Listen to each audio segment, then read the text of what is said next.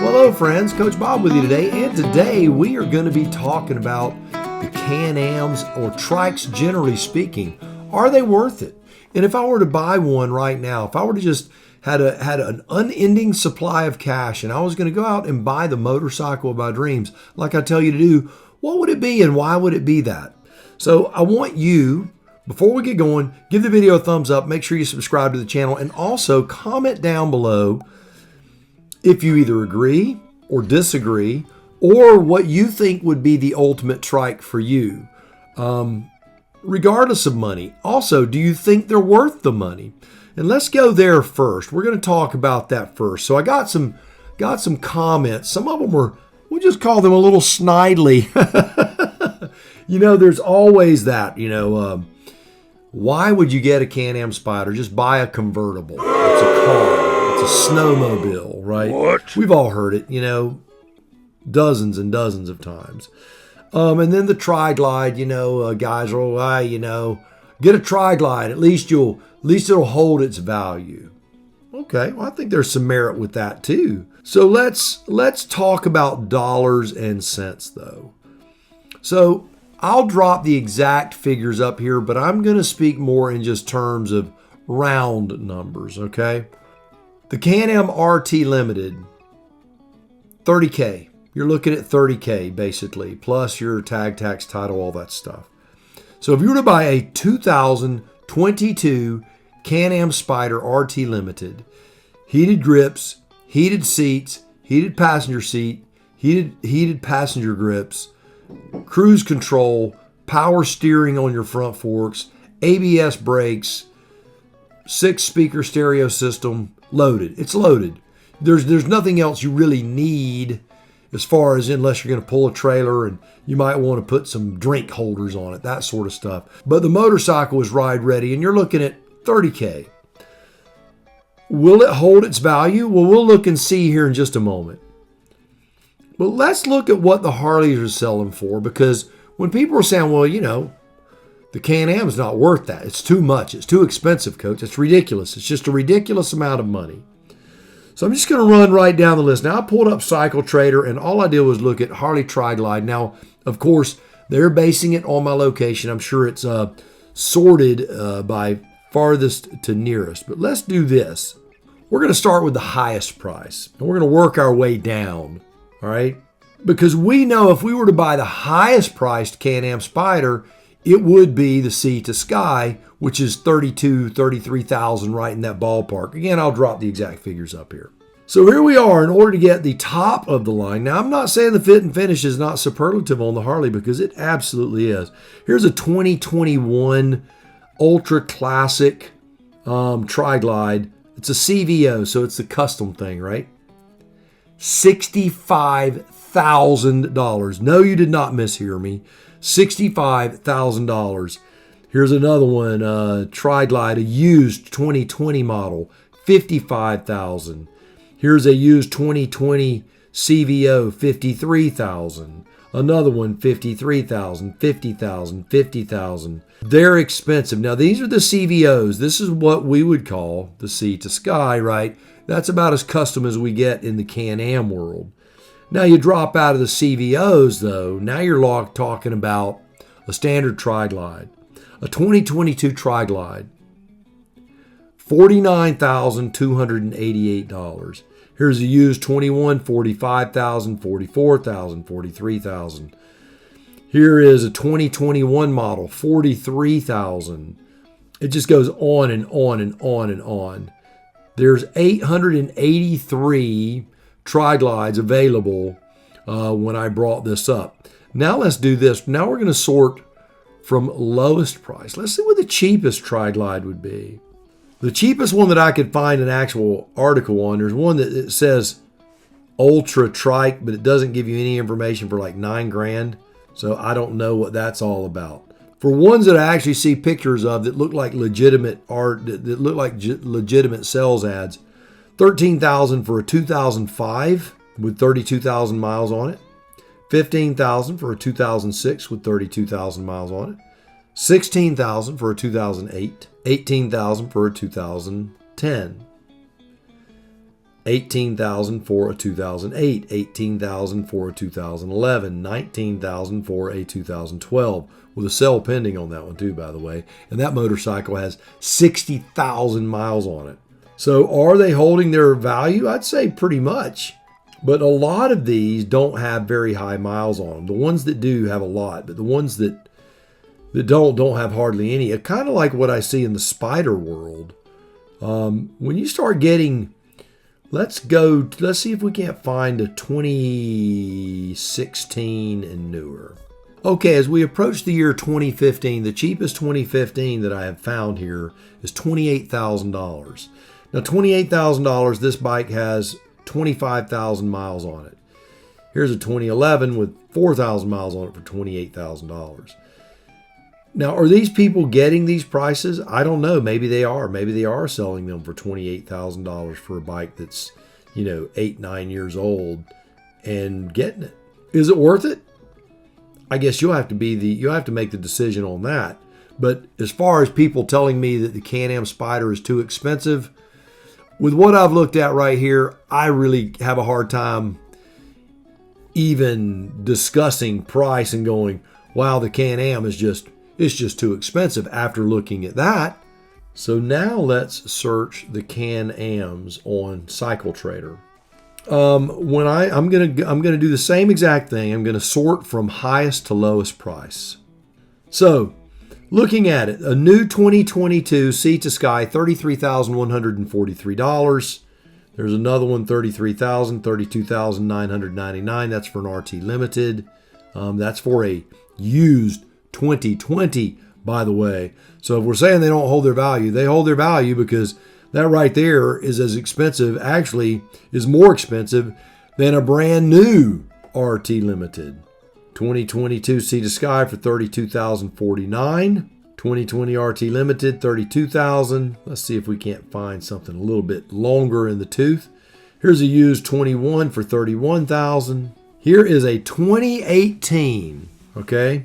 A 2018 for $29,999. So I'm having a hard time seeing that they're depreciating a whole heck of a lot.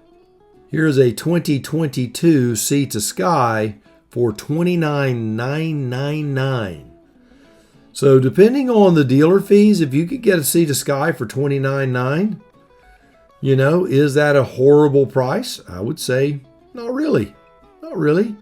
Not compared to, $65,000. Would I rather have two Sea to Skies or one CVO? I'd rather have two Sea to Skies. All right, and the newer F3 Limited Special Series, $29,549. Looks like the going rate. There's some for $28,900. There's one for $28,500. That's for a 2023 model. So looking at the F3s and looking at the RTs, when I look at the prices of those, they're very competitively priced as far as the market is concerned. I've been looking at some other motorcycles. I'm always looking, as anyone who's watched this channel for a while, I'm always looking. And anything over 900 cc's that is designed to tour at all, whether it's an adventure bike or whether it is, just a sport tour. I'm finding everything 17,000 or more, certainly more than that out the door. So when you start looking at the prices of motorcycles and you start looking at the prices of trikes, well, they're expensive. Everything's expensive. The trucks right now, all one has to do, you go on a car lot right now, you look at a truck, man, they don't bat an eye for asking you $80,000 for a truck. That's a lot of money. My first 2,000 square foot house was $80,000. So when I look at these things, it's all relative. So the question that I'm asked often is, if you could go back, would you do it again? Would you buy the Spyder again? Knowing what I know, I would buy the Spyder all over again. Now, as I've stated in a lot of videos that I've done, I got a heck of a deal on it. And the market was not crazy like it is right now. But I don't believe that the craziness is CanAm. I believe that the craziness is just the worldwide economy and where we are. Now, you can blame it on whatever you want to. You can blame it on viral things. You can blame it on supply chain. You can blame it on supply and demand. You can blame it on whatever. Doesn't matter what the reason is. It's just the simple fact that we are in the state that we are in. So if you are in a position that you need to buy a three-wheeled motorcycle, these are your options. I would say that if you want the style and the quality that Harley-Davidson offers you, and you can afford that, I certainly don't think you're going to go wrong. I believe that you are going to get a good return on your investment.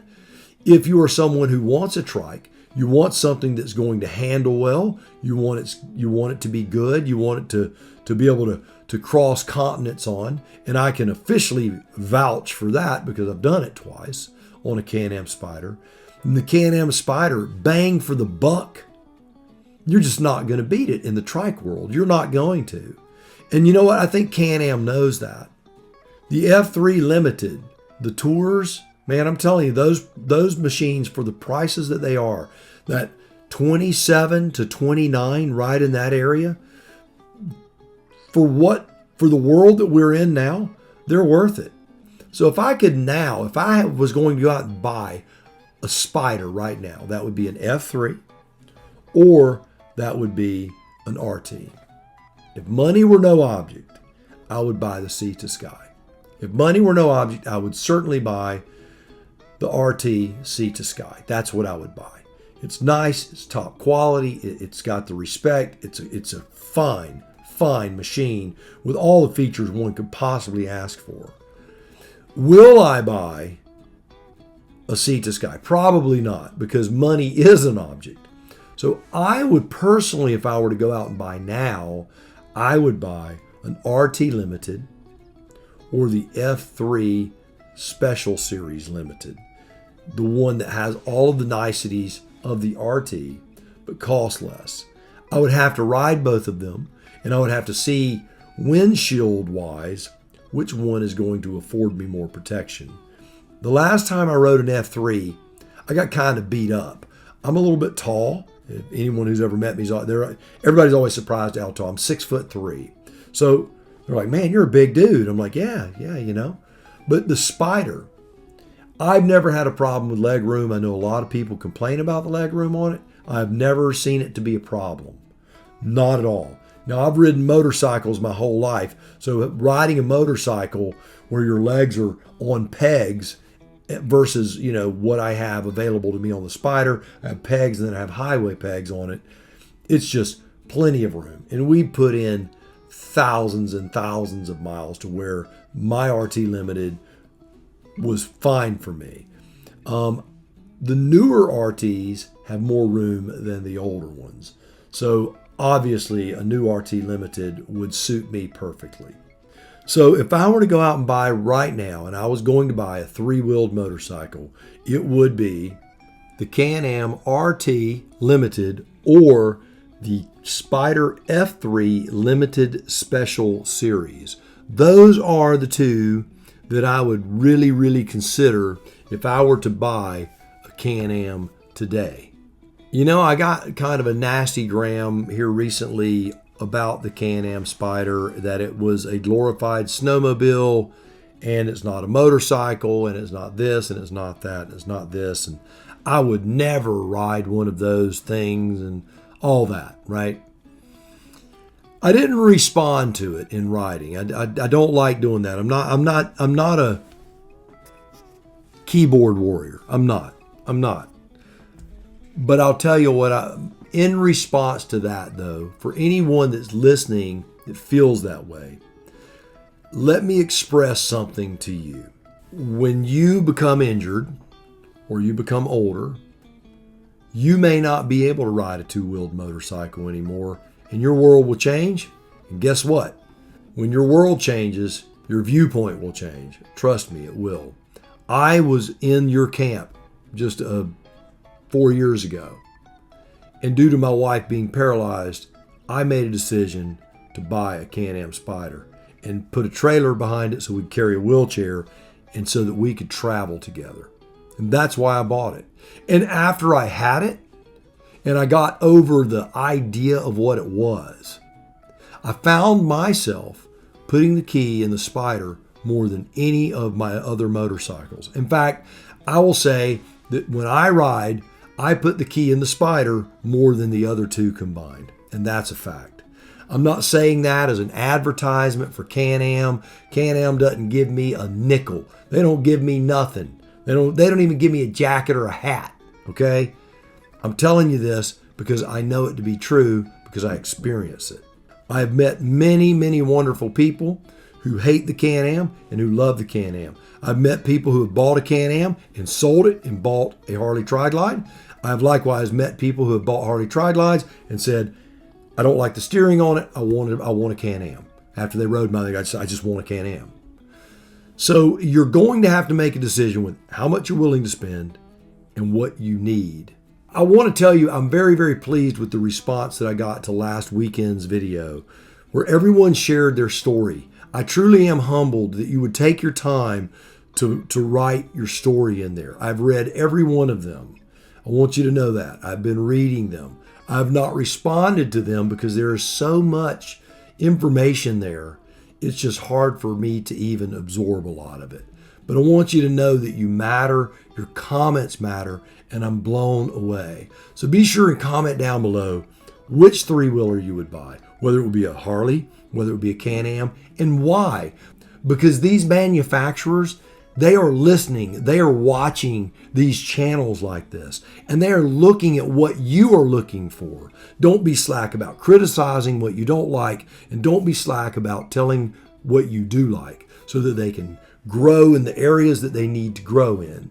One of the comments, another comment, which was a great comment, was that there should be a 12-volt port on the Spyder as opposed to just the USBs like they are. I agree. I think there should be more USBs and 12-volt charging ports on every vehicle. Lots of them. They're just not that hard to put on there at the factory, and it makes a world of difference to the end user. And your complaints about the BRP Connect app. I believe that BRP is listening to that. They are making changes to it. It is growing. It is getting better. All right.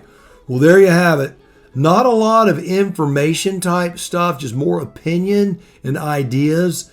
So be sure and share your opinion and your ideas because I am very, very interested. So do me a favor until next time you go out, you buy the motorcycle of your dreams, eat right, take care of yourself. And remember, if you're not having fun, you are definitely doing it wrong. And I'll see you on the road.